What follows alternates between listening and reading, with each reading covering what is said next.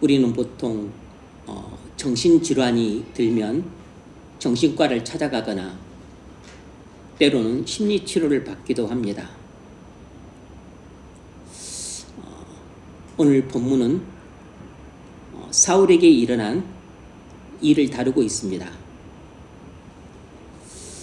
사울에게 악령의 역사로 정신적인 큰 고통을 당하고 정신적인 질환이 발생하게 됩니다. 오늘 이 문제를 다루고자 합니다. 사무엘상 16장부터 31장까지는 사울이 주인공으로 등장합니다. 사무엘상 16장부터 사무엘하 마지막까지 주인공은 다윗입니다. 사울은 다윗과 연결될 때만 그 이름이 등장합니다. 그러니까 오늘 본문부터 이제 사울은 이스라엘 왕이긴 하지만 31장 죽을 때까지 주변 인물에 지나지 않는 것입니다. 다윗이 이스라엘 중앙 무대에 진출하는 과정에서 두 개의 에피소드가 등장을 합니다. 하나의 에피소드가 바로 오늘 본문 사울에게 정신질환이 일어난다는 사건이고, 두 번째 에피소드는 사무엘상 17장 다윗 골리앗과 싸움에 관한 이야기입니다. 오늘 본문은 다윗이 왕으로 준비되어 가는 과정을 묘사하기 위한 것으로서 사울이 주변 인물로 등장합니다. 오늘 본문은 성령이 사울에게서 떠나고 악령이 역사함으로 말미암아 빚어진 사건을 소개하고 있습니다. 오늘 본문 14절이 요절인데 14절을 보면 우리 같이 한번 읽을까요? 14절 시작.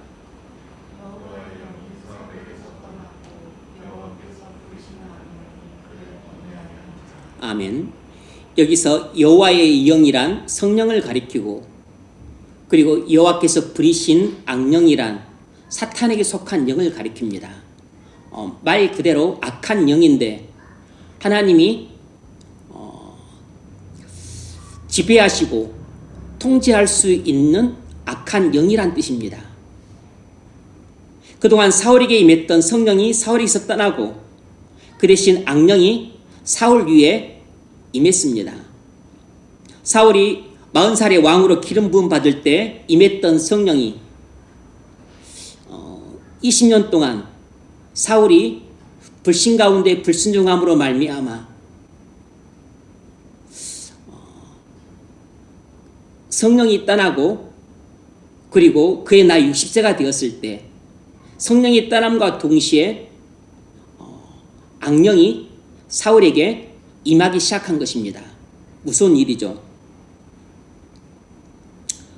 사울이 하나님을 불신하는 가운데 계속 하나님 말씀을 불순종하다가 아말렉 사건 때 결정적으로 불순종함으로 하나님의 심판을 받아 하나님께 버림을 받았습니다.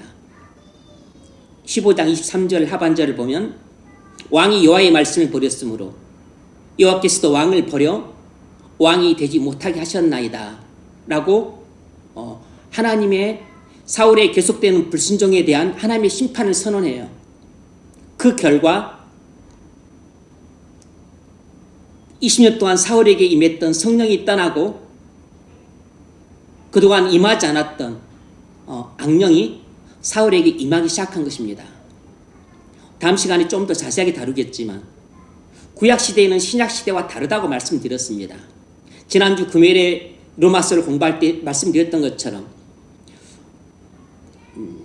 구약성경과 신약성경은 완전히 똑같지도 않고 완전히 다르지도 않다 그랬어요. 구약과 신약성경은 똑같은 부분도 있고 다른 부분도 있다 그랬습니다. 구약과 신약성경은 동일성이라고 하는 측면에서는 같아요. 하나님도 같고, 그리고 믿음도 같고, 그리고 구원의 방식도 같아요. 그리고 연속성이라는 측면에서도 같습니다. 구약은 신약의 뿌리고 신약은 구약의 열매입니다. 구약은 오실 그리스도를 증거하고 있고, 그리고 신약은 이미 오신 그리스도와 다시 오실 그리스도를 증거하고 있다는 측면에서, 그리스도라고 하는 측면에서 연속성을 갖고 있어요. 차이점이 있다 그랬습니다. 뭐가 다른가? 그것은 특별히 구원 계시의 정도에 있어서 다르다 그랬습니다. 구원 계시가 구약 성경 창세기 때는 별빛처럼 가느다라고 희미하게 비추지만, 나중에 또 선지서라든지 특별히 이사야서, 그 중에서도 53장에 가서는 복음이 아주 보름달처럼 휘영청 비칩니다. 그리고 신약 성경에 와서는 구약 성경과는 비교할 수 없을 정도로 백주 대낮에 햇빛이 비치는 것처럼 햇빛처럼 찬란하게 밝게 비춘다는 측면에서 구약 성경과 신약 성경의 차이점이 있다 그랬어요. 또 하나 차이점이 있다고 한다면, 예수님 그리고 오순절 성령 강림 이전 구약 시대에는 성령이 기능적으로 역사를 했습니다. 그러니까 하나님의 종으로 쓸 사람에게는 그가 하나님의 종으로 일할 수 있는 기능을 위해서 성령이 임했다가, 그리고 그 기능을 다하게 되면 성령이 떠나기도 하셨어요. 구약시대 하나님 백성들에게 성령이 임했지만 내주하지는 않았습니다. 그러니까 성령이 임했다가 사울처럼 이제 더 이상 하나님의 종으로 쓰임받지 않게 되면 사울에게서 떠나는 것처럼 성령이 떠나기도 하는 것입니다. 그러나 신약시대 오순절 성령 강림 이후에는 성령이 그리스도인에게 아예 내주를 하죠. 그 안에 들어오십니다. 그리고 영원히 떠나지 않으세요. 그 측면에서 구약시대와 신약시대에 큰 차이점이 있습니다.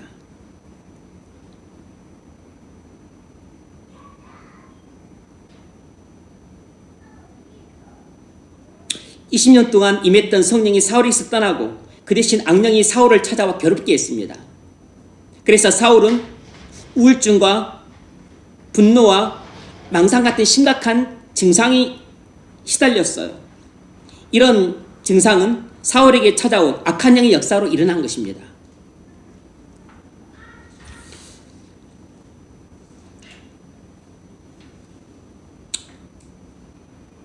교회를 다니지만 아직 성령을 받지 않은 사람들이 있습니다. 거듭나지 않았기 때문에 성령이 내주하지는 않지만, 그렇다고 해서 성령의 역사가 없는 건 아니에요. 성령이 내주하지 않을지라도 성령이 외부에서 역사합니다. 성령은 하나님 말씀과 함께 역사하고, 하나님 말씀을 통해서 역사하고, 하나님 말씀 위에 역사를 합니다. 그러므로 여러분이 아직 거듭나지 않아서 성령이 내주하지 않을지라도 하나님 말씀을 들을 때 성령이 하나님 말씀과 함께 역사한다는 걸 믿으십시오. 하나님 말씀을 통해서 여러분에게 역사합니다. 하나님 말씀 위에 여러분에게 역사해요. 그래서 여러분이 하나님 말씀을 들을 때 믿음이 생기는 것입니다. 로마서 10장 17절에서 이렇게 말했습니다. 믿음은 들음에서 나며 들음은 그리스도의 말씀으로 말미암느니라. 믿음은 들음에서 나며 들음은 그리스도의 말씀으로 말미암느니라. 그러므로 믿음이 생기기를 원하면 하나님 말씀을 들으십시오. 그러면 성령이 하나님 말씀과 함께 역사해서 믿음이 생길 것입니다. 믿음이 생기지 않는 사람은 근본적으로 하나님 말씀을 듣지 않기 때문이에요. 하나님 말씀을 듣지 않는데 어찌 믿음이 생기겠습니까? 성경을 읽지 않는데 어찌 믿음이 생기겠어요? 믿음이 생기려면 하나님 말씀을 귀를 기울여 들으십시오. 믿음이 생기려면 성경을 겸손히 읽으십시오. 구원받기를 원하십니까? 그러면 하나님 말씀을 들으십시오. 성령이 하나님 말씀을 통해서 역사함으로 구원받게 될 것입니다. 디도서 3장 5절에서 그 점을 이렇게 말합니다.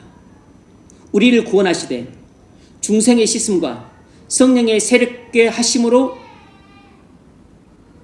하셨나니.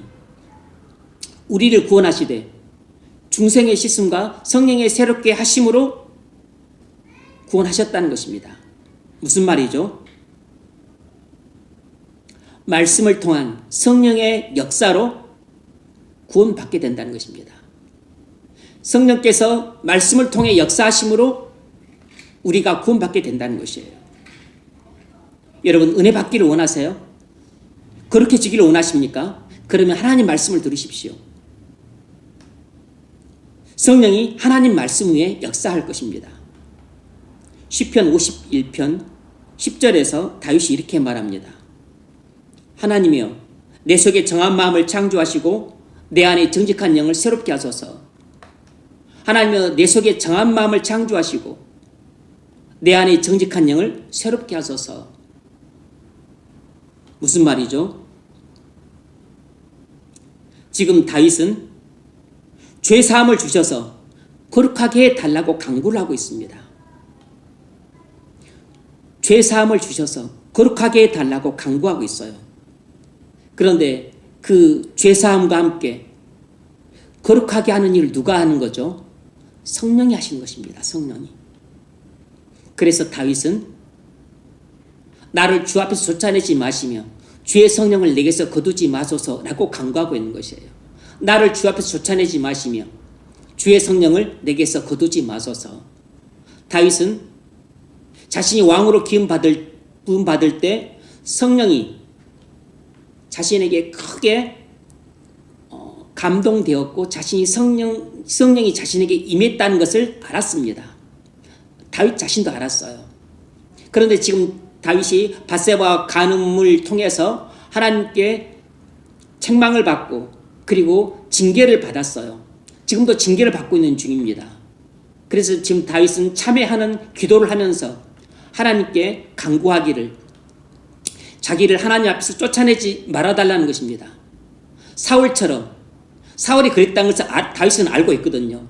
사울에게서 성령을 거둬가신 것처럼 내게서도 성령을 거둬가는 일만큼은 제발 하지 말아달라고 하나님께 간구하고 있는 것이에요. 아마 다윗에게서도 하나님께서 성령을 거둬가셨더라면 이제 다윗도 왕위에서 내려와야 될 것입니다. 다윗의 생명도 끊어진 것이에요. 다윗도 이제 죽은 목숨입니다. 하나님이 다윗에게서 성령을 거둬가시면 이제 다윗도 사울과 마찬가지로 똑같이 죽은 목숨이에요.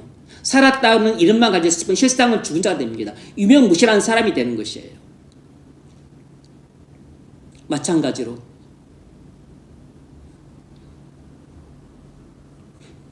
우리가 교회를 다니지만 아직 성령을 받지 않은 상태에 있다 할지라도 우리가 하나님 말씀을 믿음으로 받을 때 성령이 우리 외부에서 역사를 합니다.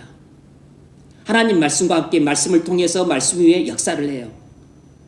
그런데 우리가 계속해서 불순종하는 삶을 살게 되면, 계속해서 불신의 마음을 품고 그리고 하나님 말씀을 듣지 않으면 더 이상 우리에게서는 성령이 역사하지 않고 악령이 역사를 하게 됩니다. 이건 예수를 믿고 구원받아서 성령이 내주하고 있는 사람에게도 똑같이 해당되는 내용이에요. 예수를 믿고 구원받아서 거듭남으로 성령이 내주한 사람도 마음이 완고해져서 하나님 말씀을 귀 기울여 듣지 않고 불신에 사로잡혀서 불순종하기 시작합니다. 그래서 계속해서 반복해서 불순종하는 삶을 살아요. 그렇게 되면 성령이 그 안에 계시지만 성령이 마치 계시지 않는 것처럼 성령이 역사하지 않습니다. 그러면 그때부터 악한 영이 믿는 자 속으로 들어오지 못하지만 악한 영이 외부에서 강하게 역사를 하고 강하게 집적되고 그리고 강하게 공격을 하게 됩니다.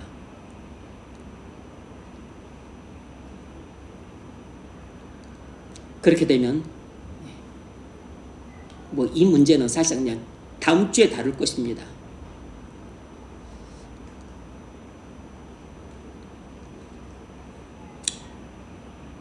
그러면 우리는 마치 내게 성령이 없는 것처럼 그렇게 불신자 같은 그런 심령 상태가 되고 불신자 같은 그런 마음 상태로 전락이 됩니다. 그래서 예전에 안 하던 생각을 하게 되고 예전에 품지 않던 감정에 자주 사로잡히고 그리고 예전에 하지 않던 죄들을 짓게 됩니다. 그뿐만 아니라 예전에는 꿈에도 생각지 않았던 죄의 늪에 빠져서 허우적거리게 돼요.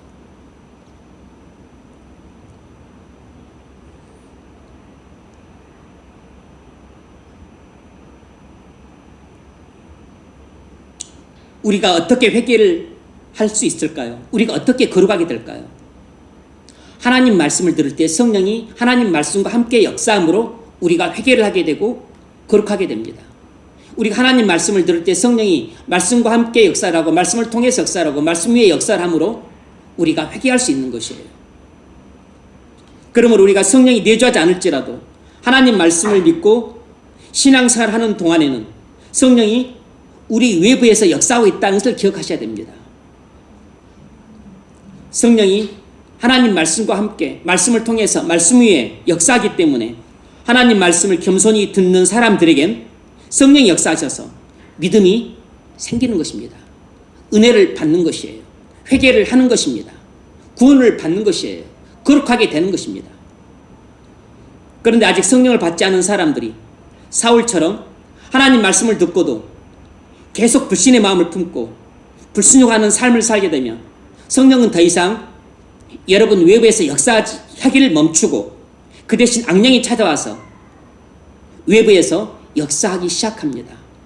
예전에도 악령이 외부에서 찾아와서 역사를 하곤 했지만 그 전보다 훨씬 횟수도 많아지고 강도도 커지고 그리고 예전보다 훨씬 더 심하게 시험 들고 실족하는 일들이 발생하게 되는 것이에요. 사도행전 4장을 보면 그것을 잘 알 수 있습니다. 사도행전 5장을 보면 잘 알 수 있어요. 근데 5장 전에 사도행전 4장을 보면 초대교회, 예루살렘 교회가 은혜가 충만하고 믿음이 충만해서 서로 자신들이 가지고 있던 재물을 다 교회 앞에 내놓고 유무상통하는 원시 공산 사회가 이루어지게 돼요. 믿는 우리가 한 마음과 한 뜻이 되어 모든 물건을 서로 통용하고 자기 재물을 조금이라도 제 것이라고 하는 이가 한 명도 없더라. 완전히 이상적인 공산 사회가 이루어집니다. 그 중에 핍절한 자가 없으니 이는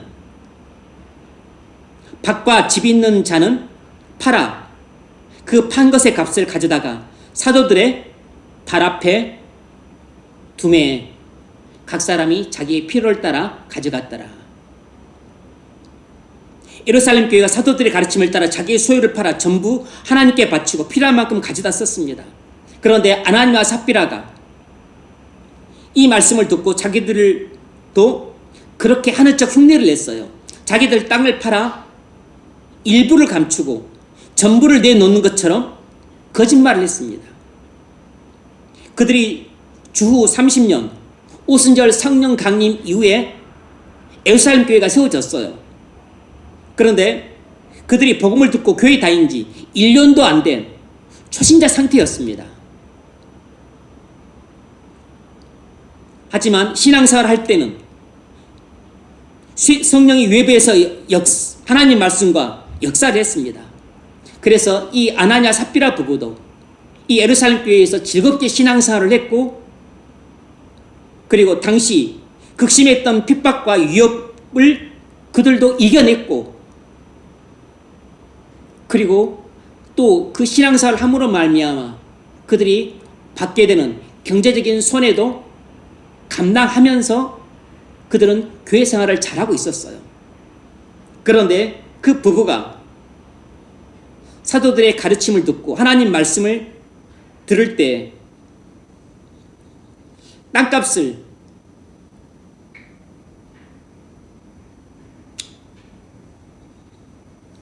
전부 바치려고 하니까 이게 너무 아까운 것입니다. 그래서 탐욕에 사로잡혀서 불신에 빠져 사도들에게 거짓말로 다 바쳤다고 말을 했어요. 그들이 자신들의 그 땅값 판 것을 일부를 감췄다고 하니까 절반 이상을 낸 것이죠. 30% 40%를 숨겼는지 모르겠지만 그러니까 80%를 감추고 20%만 내거나 그렇지 않았을 겁니다. 그러면 금방 뽀록이 나니까 일부를 감추고 그리고 전부를 내는 척 했습니다. 그러니까 최소한 절반 이상을 내놓은 셈이죠. 그런데 절반을 내놨다고 벌을 받은 게 아니고 절반을, 그러니까 상당 부분을 내놓으면서 전부를 내놓은 척 사도들을 속였던 겁니다. 그건 성령을 속인 것이에요. 하나님을 속인 것입니다.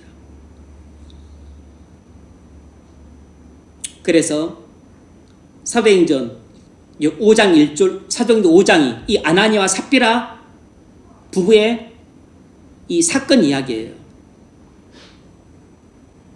베드로가 3절에서 말하기를 아나니아야 어찌하여 사단이 내 마음에 가득하여 내가 성령을 속이고 땅값 얼마를 감추었느냐, 이렇게 책망을 하고서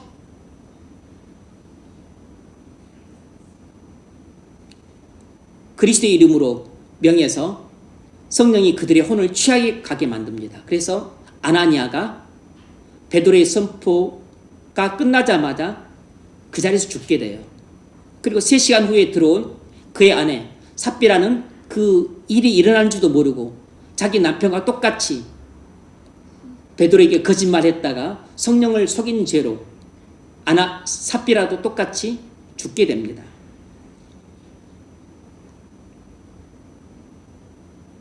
아나니아가 하나님 말씀을 듣고도 탐욕에 사로잡혀서 거짓말로 불순종하자 성령이 역사하기를 멈추고 사단이 역사하기를 시작한 것입니다. 아나니아야 어찌하여 사단이 내 마음에 가득하여. 아나니아가 하나님 말씀을 듣고도 탐욕에 사로잡혀 거짓말하기 전에는, 그들이 사도의 말을 들었었을 때는 성령이 그들의 역사를 했습니다. 그들이 비록 아직까지 예수를 믿고 거듭나지를 못했고 성령이 내주하지 않았어도 그들이 사도의 말을 듣고 믿음으로 순종할 때는 그들 마음에 기쁨과 즐거움이 있었고, 그리고 성령이 그들에게 역사를 했고, 그리고 그들이 당시 초대교회에 있었던 핍박도 감당하고 위협도 감당하고 경제적인 손실도 능히 감당하면서 교회 생활을 하고 있었던 것입니다. 그런데 결정적인 사건, 땅을 팔아서 판값을 전부가 아니고 상당 부분만 내놓으면서 전부를 내놓은 척 거짓말하는 그 죄로 인해서 성령이 역사하기를 멈추고 사단이 역사를 한 것입니다.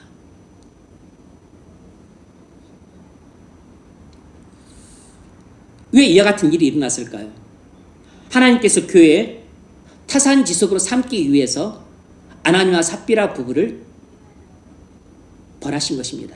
사도행전 5장 11절, 온 교회와 이 일을 듣는 사람들이, 그러니까 교회 성도들뿐만 아니라 당시 그 예루살렘에 있었던 수많은 사람들, 그리고 나중에 이 복음을 듣게 될 수많은 불신자들에게 타산지석으로 삼기 하기 위해서 하나님이 이 무서운 일을 행하신 것이에요.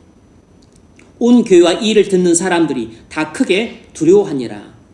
여러분, 아나니아와 삽비라처럼 교회를 다니지만 아직 성령을 받지 않은 사람들이 하나님 말씀을 듣고도 탐욕에 사로잡혀 불신의 마음을 품고 계속 불순종하는 삶을 살면 성령은 더 이상 여러분에게 일하지 않고 그 대신 사단이 찾아와서 일하기 시작할 것입니다. 그래서 예전보다 훨씬 더 많이 사단의 공격을 받게 되어서 자주 시험에 들고 실족할 위험에 빠지게 된다는 것을 기억하시고 조심하셔야 됩니다. 그러므로 하나님 말씀을 들을 때 불신의 마음을 버리십시오. 하나님 말씀을 들을 때 오랫동안 계속해 왔던 불순종을 버리셔야 됩니다. 하나님 말씀을 들을 때 믿음으로 순종하는 마음으로 돌아서셔야 됩니다. 고산 등반가들에겐 턴어라운드 시점이라는 게 있습니다. 예컨대 8,848m 에베레스트 산과 같은 고산을 등반할 때는 턴어라운드 시점이라는 게 있어요. 에베레스트를 등반하는데 이제 마지막 캠프에서 정상 8,848m 여기를 이제 등반하려고 한 새벽 3시나 4시에 일어나서 출발을 합니다. 그래서 예컨대 입니다. 한 100m 지점 전 한 8,748m 여기까지 오전 11시경에 그 안에 도착해야만 8,848m 요 정상을 정복하러 갈 수 있고, 오전 11시를 넘어서면 아무리 100m가 남았다 할지라도 턴어라운드 다시 정상 정복을 포기하고 돌아서야 되는 그 지점이 있는 것이에요. 왜냐하면 오전 11시가 아니고 1시간 오버해서 정오 12시에 도착했다고 합시다. 8,748m를. 근데 100m 남았어. 요 100m 남기고 1시간 오버됐다 그래서 포기하고 내려간단 말이야. 그런 미친 짓이 어디 있어. 하고서 무리하게 정상 정복을 추진하게 되면 이 8,000m 이런 고산지대에서는 우리가 보통 500m 뭐 한 700~800m 정도의 산을 등반할 때 거기서 뭐 800m에서 900m 올라가는 이것과는 차원이 다른 것입니다. 오히려 산은 올라갈 때가 더 쉬워요. 내려올 때가 훨씬 위험한 것입니다. 고산일수록 더 그래요. 따라서 이제 그런 고산지대에는 해가 빨리 지죠. 4시나 5시 전에 정도 되면 집니다. 근데 올라갈 때 벌써 한 7시간 걸렸다면 내려올 때는 7시간 이상 더 걸릴 수 있는 것이에요. 근데 벌써 이 8,748m에 정오가 되었습니다. 12시가 되었습니다. 그러면 내려올 때 내려와서 다시 마지막 캠프에까지 당도하려 그러면 밤에 내려오게 됩니다. 밤에. 그럼 벌써 해가 지게 되면 올라갈 때보다 내려올 때가 위험하잖아요. 그래서 조난을 당하게 되고 목숨을 잃는 경우가 허다한 것입니다. 그래서 예컨대 8,748m 그 지점에 오전 11시를 오버하게 되면 1시간이라도 오버를 하게 되면 눈물을 머금고 내려와야 되는데 바로 이런 것이 턴어라운드 시점이라고 이야기를 하는 것이에요. 여러분, 예전에 하나님 말씀을 듣고 믿음으로 순종할 땐 성령이 일하신 것을 느꼈을 겁니다. 그런데 얼마 전부터 언젠가부터 하나님 말씀을 듣고도 정욕에 사로잡혀 불순종하기 시작한 지가 1년이 넘고 10년이 넘고 20년이 넘었다면 지극히 위험한 상황이에요. 바로 지금이 죄에서 하나님께로 턴어라운드 해야 될 시점입니다. 하나님이 여러분에게 분명히 말씀하셨음에도 불구하고 여러분이 사울처럼 핑계대고 불순종하는 결정적인 순간에 하나님의 심판의 칼날이 임하기 때문입니다. 왕이 여호와의 말씀을 버렸으므로 여호와께서도 왕을 버려 왕이 되지 못하게 하셨나이다. 그러므로 바로 지금이 죄에서 하나님께로 턴어라운드 해야 될 시점이에요. 바로 지금이 불신에서 믿음으로 턴어라운드 해야 될 시점입니다. 바로 지금이 불순종에서 순종으로 턴어라운드 해야 될 시점이에요. 지금 이때를 넘기면 조난당하는 것입니다. 지금 이때를 넘기면 목숨이 위험한 것이에요. 지금 이때를 넘기면 하나님께로 돌아올 마지막 캠프로 돌아올 수가 없는 것입니다. 바로 지금이 고집을 버리고 온유하게 하나님 말씀을 받아들이기로 턴어라운드 해야 될 시점입니다. 바로 지금이 교만을 버리고 겸손하게 하나님께로 나오기로 턴어라운드 해야 될 시점이에요. 고린도전서 5장을 보면 교회 안에서 발생한 음행 사건을 다룹니다. 어떤 사람이 계모와 간음을 했습니다. 근친상간이 일어난 것이죠. 바울은 이 회개하지 않는 사람을 출교시키면서 그를 사단에게 내주었다고 말합니다. 고린도전서 5장 5절. 이런 자를 사단에게 내어주었으니, 이런 자를 사단에게 내어주었다고 말합니다. 그동안 이 사람이 하나님 말씀을 듣고 순종할 때는 성령이 역사했지만 하나님 말씀을 듣고도 정욕에 사로잡혀 간음을 계속함으로 성령의 역사는 중단되고 그때부터는 사단의 역사가 시작되었다는 것입니다. 여러분, 그래서 바울은 이 사람이 그렇게 근친상간이라는 무서운 죄를 범하고서도 회개를 하지 않고 계속 범하는 그 사람을 완전히 사단에게 내준 것입니다. 출교를 시켜버린 것이에요. 사단은 성령은 역사하기를 중단하고 이제 악령이 그에게 무한히 역사를 하는 것입니다. 우리가 하나님 말씀을 듣고 순종할 때는 성령이 말씀과 함께 말씀을 통하여 말씀의 역사를 합니다. 그래서 은혜를 받고 회개도 하고 믿음도 생기고 구원도 받고 거룩해지기도 하는 것이에요. 그러나 우리가 하나님 말씀을 듣고도 정욕에 사로잡혀 불순종을 계속하면 성령은 우리에게서 떠나고 악령이 찾아와 집적되기 시작합니다. 이건 성령을 아직 받지 못한 사람이나 이미 예수를 믿고 성령을 받은 사람이나 일어나는 현상은 비슷해요. 원리가 똑같은 것입니다. 그러면 예전과 달리 걱정, 근심이 많아집니다. 예전과 달리 작은 일에도 짜증을 많이 내고 사소한 일에도 불안해하고 두려워 떨면서 어쩔 줄 몰라 합니다. 미움과 분노에 자주 사로잡히고 그리고 막 복수심이나 또 질투에 자주 사로잡혀요. 예전에 없던 불면증이 생기고 우울증이 생깁니다. 더 심하면 망상 증세까지 나타나요. 그리고 예전에 없던 행동도 합니다. 음란함에 빠지게 되고 그리고 생활의 규칙성이 무너지고 방탕하게 살게 돼요. 그리고 예전에는 안 그랬는데 언어폭력이 나타나고 심지어는 물리적인 폭력도 행사를 하게 됩니다. 14절. 여호와의 영이 사울에게서 떠나고 여호와의 부리신 악령이 그를 번뇌케 한지라. 여기서 번뇌케 하다란 아주 괴롭게 하다 이런 뜻도 있고 두려워하게 하다 이런 뜻도 있어요.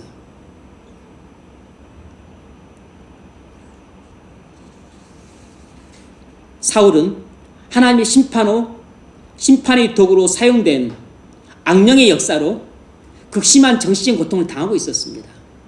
사울은 지금 하나님의 심판을 받고 있었기 때문에 악령이 역사하도록 하나님이 허용하셔서 극심한 정신적인 고통을 받고 있었어요. 여러분, 악령이 우리 마음을 괴롭게 하고 걱정케 하고 불안케 해서 잠을 못 이루게 만듭니다. 우울증에 빠지게 만드는 것이에요. 망상에 사로잡히게 만듭니다. 심하면 정신질환도 가져와요. 교회를 안 다니는 불신자들 중에는 아예 교회를 안 다니는 불신자들 많이 있죠. 그런 사람들 중에는 특히 이런 일들이 빈번합니다. 빈번하게 일어나요. 교회를 안 다니는 불신자들 중에는 악령의 역사로 말미암아, 왜냐하면 그들은 아예 처음부터 그들에게는 성령이 역사하지 않기 때문에 그들은 이미 사단의 손안에 있기 때문에 사단이 마음만 먹으면 언제든지 악한 영을 그들에게 시시때때로 자주 역사하게 해서 마음을 괴롭게 만들고 힘들게 만들고, 그래서 그들은 불신자들 중에는 그래서 마음이 걱정 의심이 많고 불안에 자주 잡히고 그 두려움에 자주 사로잡혀요. 짜증도 많이 내고 화도 많이 내고, 그리고 사람들을 그렇게 미워하고 그렇게 분노를 냅니다. 그렇게 질투를 하고 그렇게 시기를 내요. 그렇게 이심에 사로잡혀서 남들을 배려하고 생각할 줄 모릅니다. 모든 불신자들이 다 그런 건 아니에요. 근데 불신자들 중에서도 특히 타고난 본성이 그렇다고 하지만, 본성도 그렇게 타고나지만, 그러나 악한 영이 강하게 역사할수록 걱정이 많고 불안이 많고 두려움이 많은 것입니다. 짜증이 많고 미움이 많고 분노가 많고 복수심이 가득 찬 것이에요. 그래서 그런 사람들 중엔 여러분 주변에 다 있을 겁니다. 제 주변에도 있어요. 가까운 사람들 중에도 많이 있습니다. 잠을 못 이뤄요. 잠을 못 이뤄. 아니 지금 내일 모레 길바닥에 앉을 것도 아닌데 잠을 못 이뤄요. 잠을. 걱정 의심에 사로잡혀서 잠을 못 이룹니다. 뭐 때문에 그렇게 불안한지 모르는데 아주 다가오지도 않는 내일을 생각하면서 미래를 생각하면서 그렇게 불안에 떱니다. 은행에 매덕 돈이 있음에도 불구하고 돈 때문에 불안에 떨어요. 믿는 사람도 이해를 못합니다. 이해를 못해요. 뭐가 그렇게 두려운지 그렇게 겁을 집어먹습니다. 맨날 전전긍긍해요. 전전반칙을 합니다. 그렇게 사람들을 원망하고 불평해요. 모든 불신자가 다 그러지 않습니다. 악한 영이 강하게 역사할수록 그렇게 사람들을 원망하고 불평합니다. 그 속에서 그렇게 비참하게 살고 불행하게 살아가는 사람들이 불신자들 중에는 얼마나 많은지 몰라요. 그래서 불신자들과 함께 살게 되면 그 불신자만 불행하게 사는 게 아니고 불신자와 함께 사는 신자도 그 불행의 늪에서 벗어나기 어려운 것입니다. 아니, 자기 반쪽 배우자가 그렇게 불행 속에 사는데 자기가 어떻게 행복을 누리며 살겠어요? 그 불신 배우자가 한 몸이잖아요. 한 몸. 불행의 늪으로 믿는 신자도 잡아 빠뜨리는 것입니다. 만일 여러분이 늘 마음이 괴롭고 힘들고 번민이 가득하고 작은 일에도 걱정이 많고 불안해서 견디지 못하고 매사 두려움이 많습니까? 그렇다면 지금 여러분에겐 성령이 역사하는 힘이 약하고 악령이 역사하는 힘이 강하기 때문입니다. 왜 그럴까요? 그건 그동안 여러분이 하나님 말씀을 듣고도 불신했기 때문입니다. 그동안 여러분이 하나님 말씀을 듣고도 고집스럽게 불순종하는 삶을 살아왔기 때문이에요. 여러분이 하나님 말씀을 듣고도 탐욕에 사로잡혀 하나님을 속였기 때문입니다. 여러분이 하나님 말씀을 듣고도 육체의 정욕에 사로잡혀 음란하고 방탕한 삶을 살아왔기 때문이에요. 여러분, 돌이키십시오. 불신에서 믿음으로 돌이키십시오. 고집스러운 불순종에서 온유한 순종으로 돌이키십시오. 탐욕을 버리고 하나님의 청지기로 사십시오. 음란한 삶을 버리고 깨끗한 삶을 사세요. 사무엘상 20장 30절로 31절을 보면 사울이 미움과 분노와 두려움에 사로잡혀서 다윗을 그렇게 미워합니다. 골리앗 사건 이후 여인들이 사울은 천천히요 다윗은 만만이라는 이 노래를 듣고서 그때부터 사울에게 악한 영이 강하게 역사를 하기 시작합니다.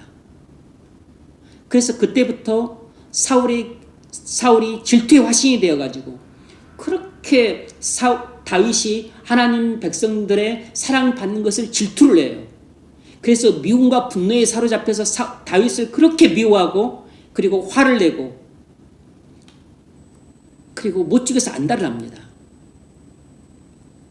그러자 그의 아들 요나단이 다윗을 옹호를 해요. 아니 다윗이 골리앗을 죽여 이스라엘을 구하고 그리고 아버지도 구했는데 왜 그렇게 다윗을 미워하십니까? 옹호를 하자 사울이 막 열이 받쳐가지고 자기 아들 요나단에게 화를 내면서 그리고 욕설을 퍼붓습니다. 이 벌거벗은 계집의 소생아, 이 미친놈아, 이 정신 나간 놈아 하면서 욕을 퍼부으면서 다윗이 다윗 죽지 않으면 네가 왕이 되지 못한다. 그러니까 자기 아들이 자신의 왕위를 물려받은 것에 집착하고 있어요. 그러면서 다윗은 반드시 죽어야 된다고 그렇게 고집을 부립니다. 뭘 알 수 있죠? 사울에게 악령이 강하게 역사하니까 다윗이 예전보다도 사울이 예전보다도 더 강한 미움과 분노에 사로잡히고 예전에 하지 않던 욕설도 하게 되고 그리고 말도 폭력적으로 하게 되고 그리고 완전히 아집에 사로잡혀서 그리고 이기심으로 똘똘 뭉쳐가지고 살인 욕구로 충만하게 됩니다. 뭐죠? 거의 정신병 증세를 나타내는 것이에요. 정신병 증세를 나타내는 것입니다. 만일 여러분이 사소한 일에도 짜증이 많고 미움과 분노에 자주 사로잡히고 불면증이 생기고 우울증이 생기십니까? 그렇다면 지금 여러분에겐 성령이 거의 역사하지 않고 악령이 강하게 역사하고 있다는 증거입니다. 사무엘상 18장 10절로 12절을 보면 앞서 말씀드렸던 것처럼 다윗이 골리앗과 싸워서 승리한 사건을 통해 이스라엘을 구원하잖아요. 그러자 사울은 천천히요 다윗은 만만이라고 여인들이 노래 부르는 걸 듣고서 사울이 에게 악령이 강하게 역사하게 됩니다. 그때부터 사울이 질투의 화신이 되고 예전보다 걱정 근심이 더 많아지고 예전보다 더 두려움에 많이 사로잡히고 그리고 예전보다 더 강하게 미움과 분노에 사로잡혀서 사울이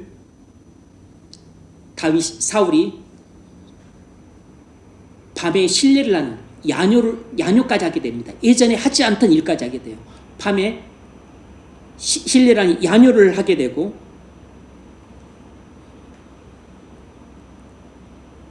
그리고 질투의 화신이 되고 그리고 미움과 분노에 사로잡혀서 막 살인 충동을 강하게 느낍니다.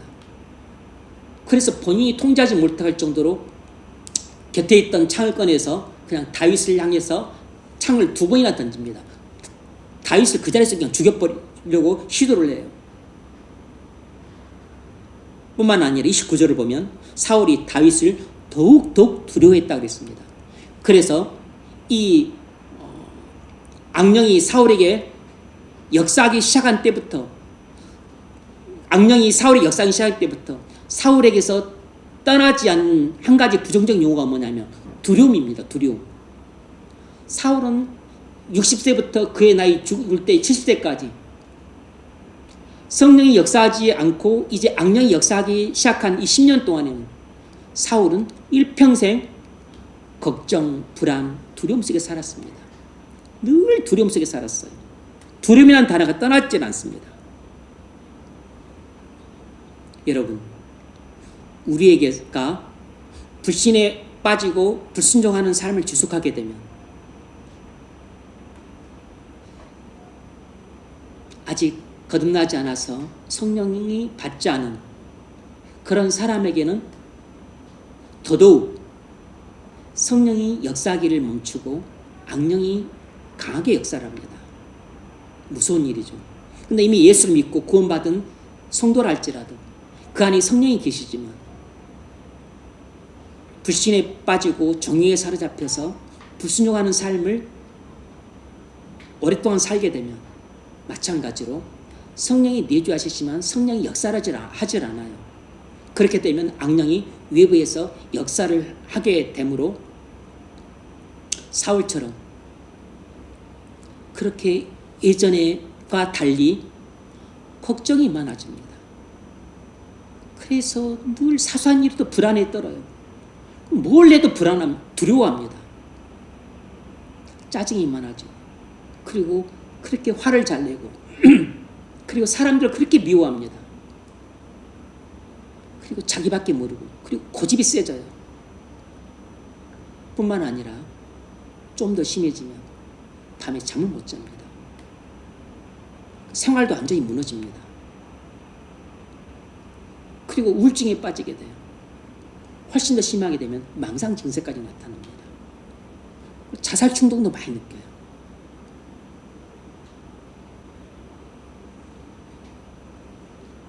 사울은 자신이 악령의 역사로 번뇌하고 두려워하자 어떻게 조치를 취했습니까? 어떻게 대처를 했을까요? 신하들의 조언을 따라 음악 치료를 합니다. 뮤직 세라피를 해요. 오늘 본문 15절로 18절 같이 한번 읽습니다. 15절로 18절 시작.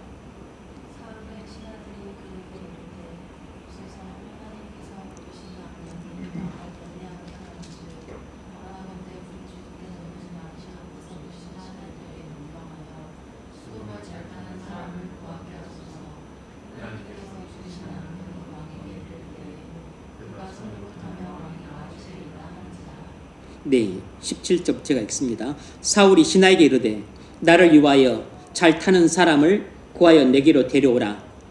소년 중 한 사람이 대답하여 가로되 내가 베들레헴 사람 이새의 아들을 본즉 탈 줄을 알고 호기와 무용과 구변이 있는 준수한 자라. 여호와께서 그와 함께 계시더이다.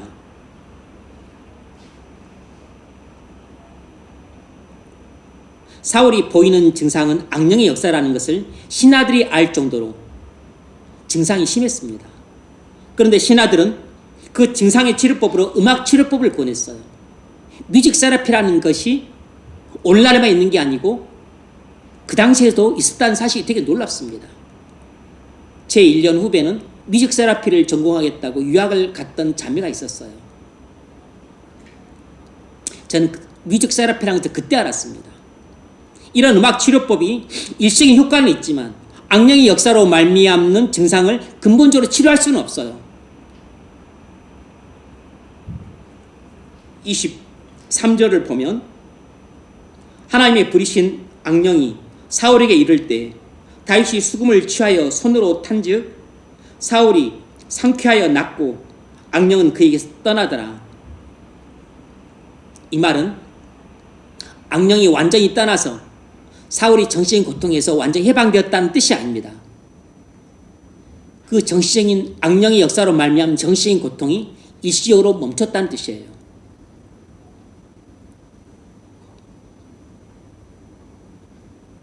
세상은 하나님도 믿지 않고 사탄도 믿지 않습니다. 성령도 믿지 않고 악령도 믿지 않아요. 그래서 세상은 눈에 보이고 손에 잡히는 것만 믿고 세상 학문과 지식만 믿는 경향이 있습니다. 그래서 정신질환 증세가 어떤 원인으로 발생했는지 정확히 진단하지 못하기 때문에 정확한 처방도 잘 하지 못해요. 사실 정신의학이라는 학문 속으로 들어가 보면 정신의학자들도 그렇게 고백합니다. 봉사 문고리 잡기 식이에요. MIT 의대를 나와서 존스 홉킨스 의대를 나와서 거기 병원에 소아정신과 의사로 근무했던 그 기독교 신앙을 가졌던 자매도 말하기를 그렇게 명문대 의대를 졸업해서 공부를 했지만 자기가 그런 정신의학에 대해서 정신 이런 상태에 대해서 하는 것은 이것도 비웁니다. 한 10% 정도밖에 안 되는데 많은 의사들은 자기가 마치 90% 정도를 아는 것처럼 그렇게 생각하고 행동을 한다 라고 말을 합니다. 그런데 지금 본인은 이런 인간의 정신 상태에 대해서 한 10% 정도 안다고 겸손히 말하는 것 같았지만 그것도 과장입니다.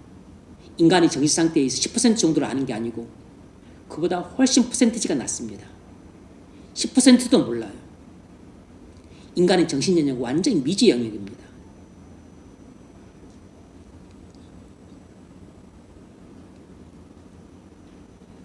심리학이나 정신과 의학은 물리학과 같은 이런 확실한 과학 체계가 잡힌 학문이 아니에요. 연력학이나 유기역학과 같은 또는 수학과 같은 똑 떨어지는 그런 학문 체계가 아닙니다. 완전히 논리적 학문 체계가 아니에요. 그래서 존 메가더 목사님은 심리학 같은 경우 유사과학이라고 말합니다. 과학 같아 보이지만 그러나 실제로는 과학이 아니라는 것입니다. 과학과 비슷한 학문이라는 것이에요. 심리학은 대부분 통계를 바탕으로 한 학문이에요. 정신의학은 더더욱 마찬가지입니다. 심리학이나 정신의학은 진화론적인 가설과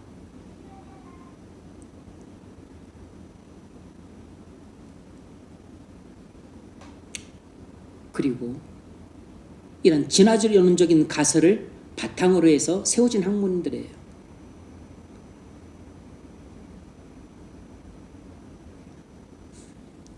인간의 죄성을 완전히 무시한 그런 가설을 바탕으로 해서 세워진 학문들입니다. 그런데 인간의 죄성은 성경이 말하는 진리예요. 다시 말하면 완전히 비진리를 토대로 해서 세워진 학문이 심리학이고 정신의학인 것입니다. 그래서 정신의학은 예컨대 내과라든지 외과라든지 아니면 방사선과라든지 이런 것과 좀 다른 것입니다. 똑같은 의학이 아니에요.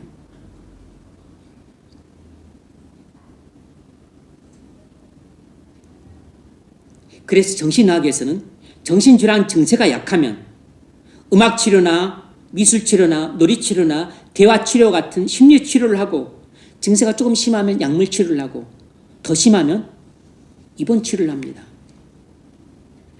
더 심하면 아예 그냥 묶어놓기도 해요. 증상이 가볍고 약한 경우에는 호전되기도 하지만 증상만 일시적으로 호전되는 것입니다. 증상이 심한 정신질환의 경우는 일시적으로 호전되었다가 다시 악화되었다가 호전되었다가 악화되었다 하기를 대부분 평생 반복합니다.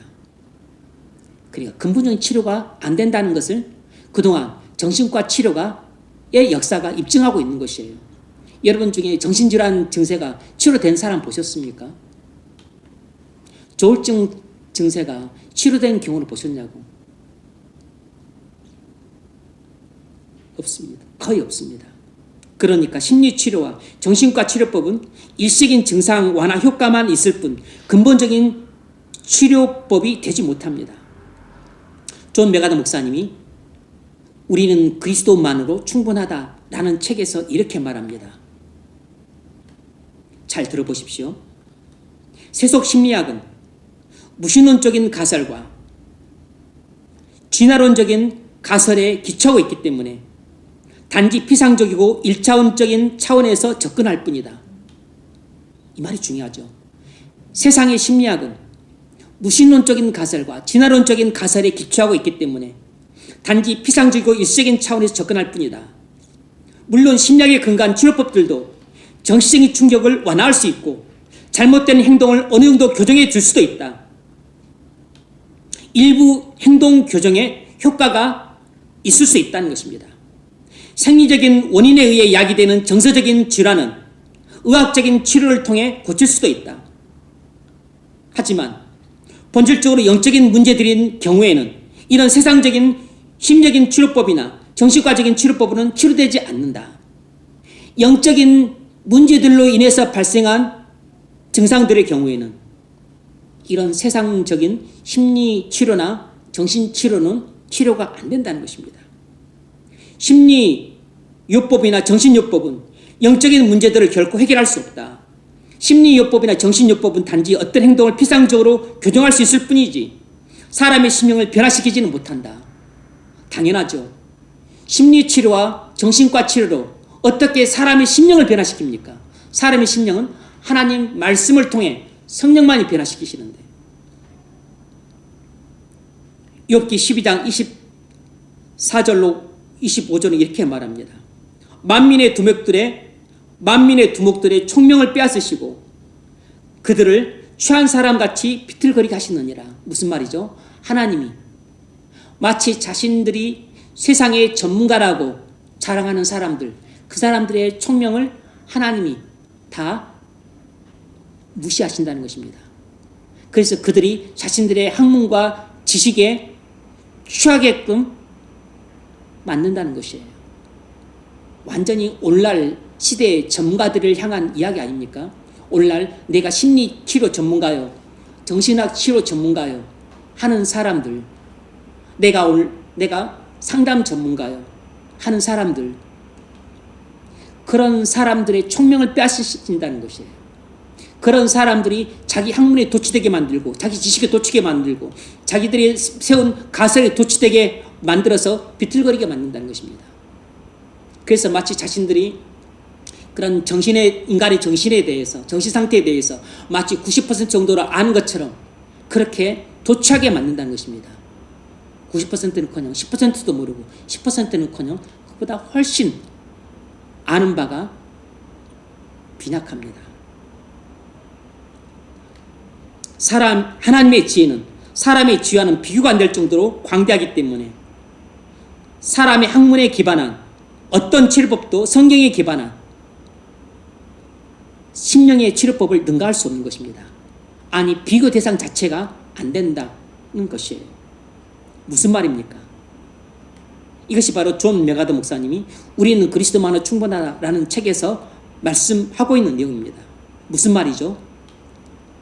인간의 영적인 문제들은 인간의 힘으로 해결할 수 없다는 것입니다.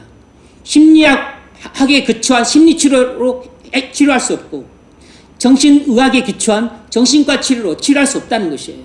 상담학에 기초한 상담으로 치료될 수 없다는 것입니다. 인간의 영적인 문제들은 인간을 만드시고 구원하시고 심판하시는 그리스도 안에서만 온전히 해결될 수 있다는 것입니다. 기생충이라는 영화를 보면 부잣집 그 외아들이 밤중에 무슨 귀신 같은 것을 보고서 막 무서워 벌벌 떨게 되고 막 말을 못하는 그런 증세를 잠시 보였어요. 그러자 우리 아들이 이런 증세가 있다고 말을 하자 그 최우식이 자기 여동생을 마치 미술 전문가이냐 또 미술 치료 전문가이냐 소개를 시키죠. 사기를 치죠.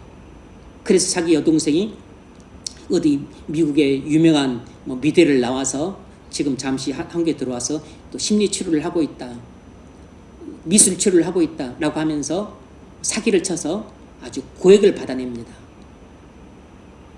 거기서 미술 치료가 나와요. 이런 치료법들이 일시적이고 피상적인 치료 효과를 가져올 수 있지만 근본 목적하는 치료 결과는 얻지 못합니다. 여러분, 오늘날에는 이런 정신적인 문제가 생기면 사울 신하들처럼 세상적인 치료법을 권합니다. 심리 치료를 받으십시오. 정신과 치료를 받으십시오. 미술 치료를 받으세요. 음악 치료를 받으세요. 놀이 치료가 효과가 있습니다. 대화 치료가 꽤 효과가 있어요. 여러분도 외국 영화를 보시면 무슨 알코올 중독자들이 모여서 삥 둘러앉아서 저는 알코올 중독 이렇게 해서 알코올 중독에 빠졌습니다. 아내가 죽어가지고 알코올 중독에 빠졌어요. 그런데 지금 빠져나오려고 합니다. 지금 알코올을 금한 지가 벌써 지금 2주가 되었어요. 막 이런 이야기 나누고 있잖아요. 일종의 대화 치료입니다. 대화 치료. 심리적인 치료라고요. 이런 것이 전혀 효과가 없다라고 말하는 건 아닙니다. 잠시 증상을 완화해 줄 수 있고, 그리고 술 마시는 행동을 약간 교정해 줄 수도 있어요.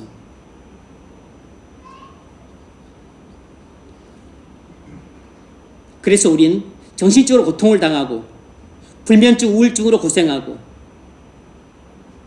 더 극심한 증세로 고통을 당하고 심지어는 자살 충동을 강하게 느낄 때 우린 대부분 정신과 의원을 찾습니다. 물론 정신의 충격을 완화하거나 잘못된 행동을 어느 정도 교정받을 수 있어요. 정서적인 질환도 치유될 수 있습니다. 그러나 그런 증상들이 영적인 문제에서 발생한 것이라면 단순히 심리치료나 정신과 치료는 치료될 수 없는 것입니다. 음악치료나 미술치료나 대화치료나 놀이치료, 그런 건 치료가 안 되는 것이에요. 만민의 두목들의 총명을 빼앗으시고 그들을 취한 사람같이 비틀거리게 하시느니라. 그런 것으로 치료가 된다면 굳이 성경이 필요가 없고 하나님이 필요가 없는 것이에요. 인간의 죄 문제도 정신치료로 치료할 수 있습니다. 인간의 죄 문제도 심리학으로 치료할 수 있게 돼요. 사람의 영적인 문제들은 사람이 만든 심리학이나 정신학으로 해결을 할 수 없고 하나님을 만드시고 구원하시고 심판하시는 그리스도만이 해결할 수 있는 것이에요. 사울이 악령의 역사로 번뇌하고 두려움으로 정신적으로 큰 고통을 당할 때 어떻게 치료해야 됐습니까? 그러면 이런 음악치료, 놀이치료, 심리치료, 정신치료로 치료할 수 없다면 도대체 무엇으로 치료를 해야 된단 말입니까? 그것은 회개만으로 치료가 되는 것입니다. 사울에게 필요했던 것은 음악치료가 아니라 회개였어요. 사울에게 정말 필요했던 것은 심리치료가 아니라 통해 자복하는 회개기도였습니다. 그런데 사울의 어리석은 것처럼 사울을 둘러싼 신하들도 어리석었기 때문에 올바른 충고와 권면을 하지 못하고 당시에도 가끔씩 행해졌던 모양이에요. 수금을 타게 되면 그 아름다운 음악을 통해서 심신이 좀 안정되는 효과가 있으므로 그런 치료를 그 당시에도 종종 했던 모양이에요. 그래서 당시 세상에서 유행하던 그런 음악 치료법을 권했던 겁니다. 만일 여러분에게 또는 여러분 자녀들에게 이런 영적인 문제로 인한 정신적인 고통들이 발생할 때 여러분 주변 사람들 틀림없이 정신치료를 권할 것이고 심리치료를 권할 것입니다. 음악치료가 효과가 있다, 미술치료가 효과가 있다, 놀이치료가 효과가 있다, 대화치료가 효과가 있다, 그런 것들을 권할 것이에요. 아닙니다, 여러분. 악령의 역사로 말미암는 영적인 문제, 우리의 불신과 불순종으로 말미암아 하나님의 징계로 생긴 우리의 걱정, 불안, 두려움, 불면증, 우울증, 아니면 미움, 분노, 질투, 시기, 살인, 자살 충동, 이런 것들은 우리의 심령이 변화되어야만 근본적으로 치료가 돼요.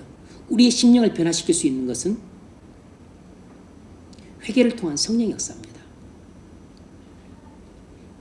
다윗이 수금을 탐으로 잠시 사울의 정신적인 고통이 완화되긴 했지만 잠시뿐이었습니다. 일시적인 효과만 있었어요. 일시적이고 피상적인 효과만 있었지 근본적인 치료가 안 됐습니다. 그러나 사울이 그때라도 하나님 앞에 나아가 통해 자복하는 회개 기도를 했더라면 긍휼히 풍성하신 하나님은 사울의 모든 죄를 용서해 주셨을 것입니다. 악령의 역사를 중단시키시고 성령의 역사하게끔 하셨을 것이에요. 악령의 역사로 말미암은 정신적인 고통이 근본적으로 치유가 됐을 것입니다. 그러나 사울은 그렇게 하지 않았어요. 괴로울 때마다, 힘들 때마다 다윗으로 하여금 수금을 타게 함으로 그렇게 정신적 고통이 있을 때마다 잠시 증상을 완화하는 대증요법만으로 만족했던 것입니다. 사울과 사울의 신하들의 어리석음이 여기에 있는 것이에요. 야고보 사도는 우리에게 이렇게 말합니다. 야고보서 5장. 너희 중에 병든 자가 있느냐? 그는 교회 장로들을 청할 것이요. 그들은 주의 이름으로 기름을 바르며 기도할지니라.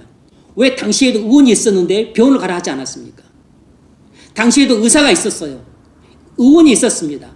왜 의원으로 가라고 하지 않았죠?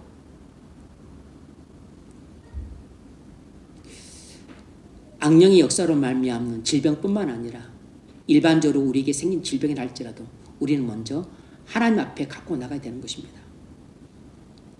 믿음의 기도는 병든 자를 구원하리니 주께서 그를 일으키시리라. 혹시 죄를 범했을지라도 사심을 얻으리라. 이러므로 너희 죄를 서로 고하며 병 낫기를 위하여 서로 기도하라. 의인의 간구는 역사는 힘이 큼이니라. 믿음의 기도는 병든 자를 구원하리니 주께서 그를 일으키시리라.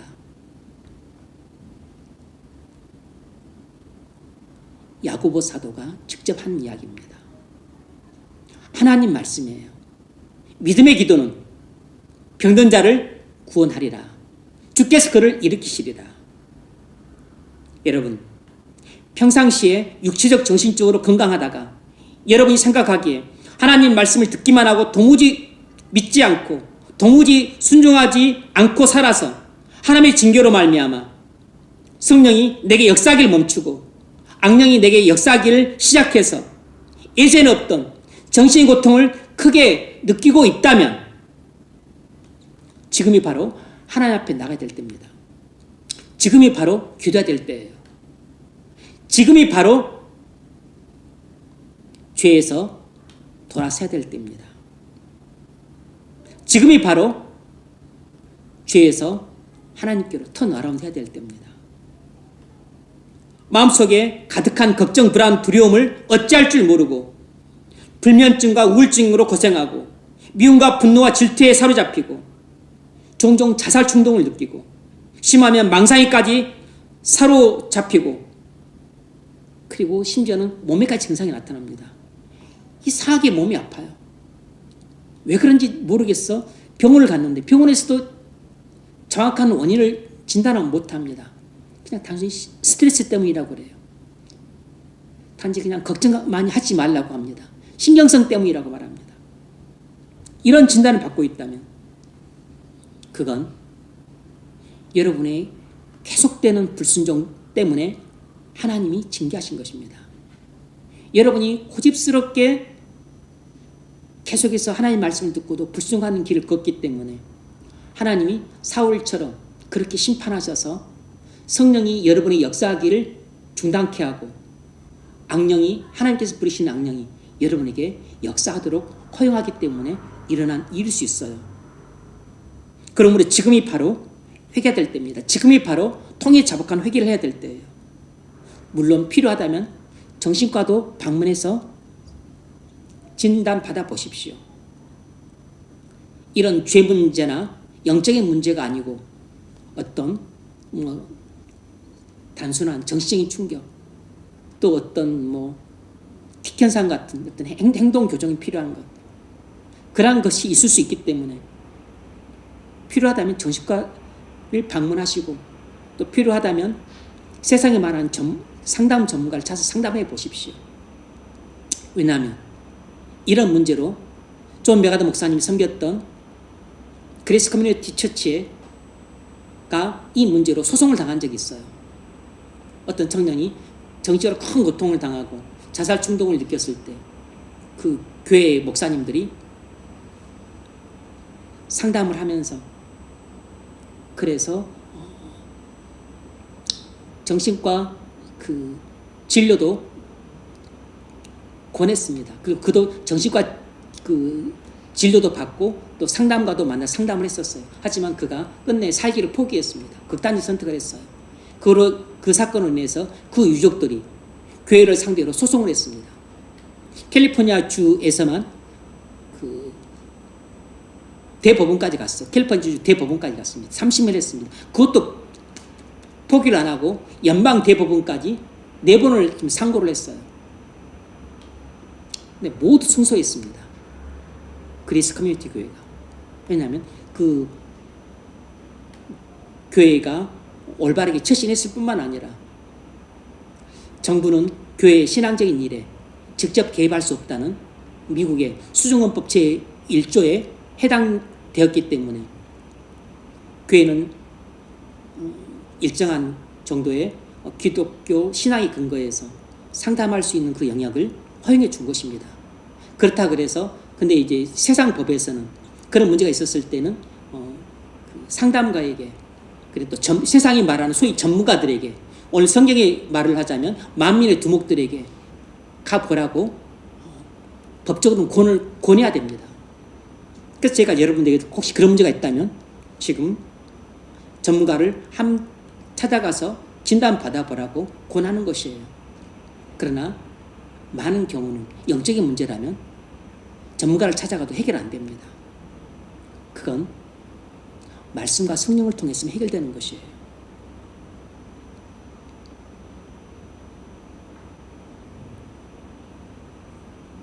영적인 문제들 때문에 나타난 심리적이고 정신적인 고통의 증상들이라면 그건 하나님만 해결할 수 있습니다.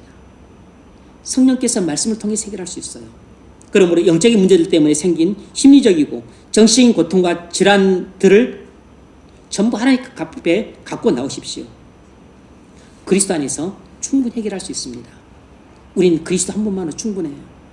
골로새서 2장 3절 그리스도 안에는 지혜와 지식의 모든 보화가 감추어 있느니라. 그리스도 안에는 지혜와 지식의 모든 보화가 감추어 있느니라. 무슨 말입니까? 예수 그리스도 안에는 우리의 죄 문제로 인한 우리의 심령인 증상들, 하나님 말씀의 불순종으로 말미암는 우리의 모든 정신질환들, 이런 것들을 치유할 수 있는 하나님의 지혜가 감춰져 있다는 것입니다. 시편 23편 1절 여호와는 나의 목자시니 내게 부족함이 없으리로다. 그가 나를 푸른 초장에 누이시며 실만한 물가로 인도하시는도다. 모든 그리스도인은 그리스도 한 분만으로 충분합니다. 우리의 영적인 문제뿐만 아니라 육적인 문제도 우리는 그리스도 안에서 해결받을 수 있습니다. 우리의 영적인 문제뿐만 아니고 우리의 영적인 문제로 말미암는 이런 정신적인 문제, 그리고 심지어는 육적인 문제도 본질적으로는 그리스도 안에서 해답이 있어요. 그러므로 그리스도 한 분만으로 충분하다는 사실을 기억하고, 혹시 우리의 죄와 불순종으로 말미암는 그런 정신적인 고통들, 심적인 고통들, 이런 영적인 문제들이 발생했다면 세상적인 방식으로 해결을 하지 말고 하나님 앞에 나가십시오. 그리스도 안에서 온전히 믿음으로 해결될 수 있습니다. 그 안에는 지혜와 지식의 모든 보화가 감춰져 있느니라. 이 믿음으로 여러분과 여러분 사랑하는 가족들에게 일어나는 그런 모든 영적인 문제들, 또 죄로 말미암는 정신적인 문제, 심적인 문제들을 치료받을 수 있기를 주의 이름으로 축원합니다.